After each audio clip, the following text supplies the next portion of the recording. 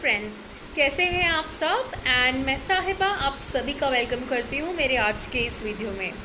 आज हम अपनी लाइफ को समझेंगे एक ब्यूटीफुल एंशिएंट स्टोरी से, जो कि आप सभी ने सुनी होगी किसी न किसी फॉर्म में, बट ये मेरे दिल के बहुत करीब है, तो मैंने सोचा कि मैं अपने सभी व्यूअर्स से इसे शेयर करूँ।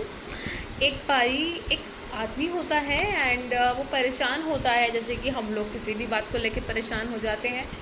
तो क्या होता है, वो अब्यूज़ कर रहा होता है because he is not in the state of his mind, and उसके पास से एक सेंट गुजरते हैं। So he started abusing the saint also, but the saint ने रिएक्ट नहीं किया और ना ही सेंट ने बुरा माना, एंड वो चुपचाप मुस्कुरा के वहाँ से चला गया। एंड ये सारा का सारा जो सीन है, it was watched by a man and he couldn't stop himself. वो सेंट का पीछा करते हुए जाता गया और उसने उस सेंट से पूछा कि आपको तो वो इतनी तरीके से अब्यूज़ कर रहा था, पर फिर भी आपने कुछ नहीं बोला।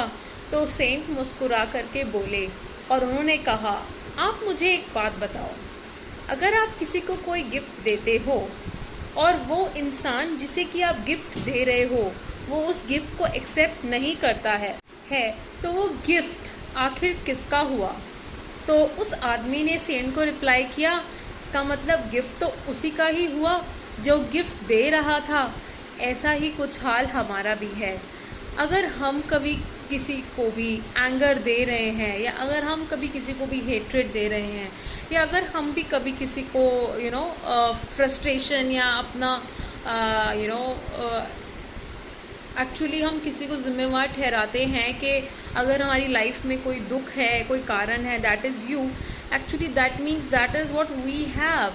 सो in the end the moral of the story is कि आपके हाथ में कभी भी आउटर वर्ल्ड, जैसे कि उस डिप्रेस्ड मैन ने अब्यूज़ किया, या आउटर सिचुएशन नहीं हो सकती।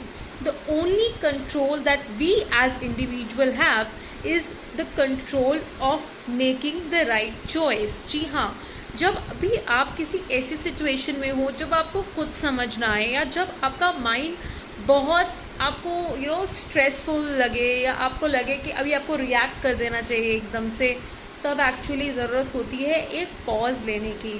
क्योंकि कहीं ना कहीं इस रिएक्टिव स्टेट में आ करके हमने अपने आप को इतना यूज टू कर लिया है कि हमें हर एक चीज़ का रिएक्शन देना है।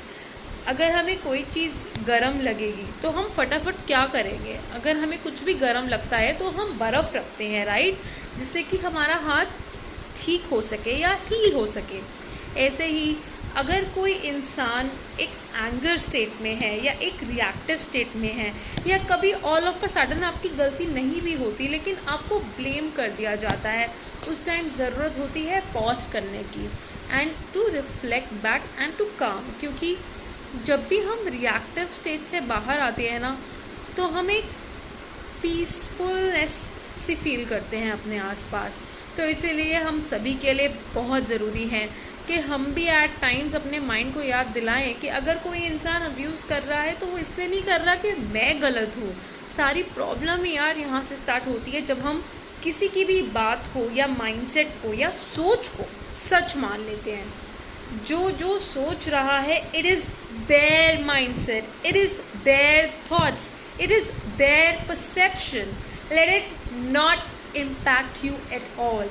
You remember that you are doing your best. You are on a spiritual journey in this human life. You have to evolve, and you always have to become the change that you are actually looking in others. See you in my next video. तब तक के लिए stay at home, stay safe, and God bless you all. Goodbye.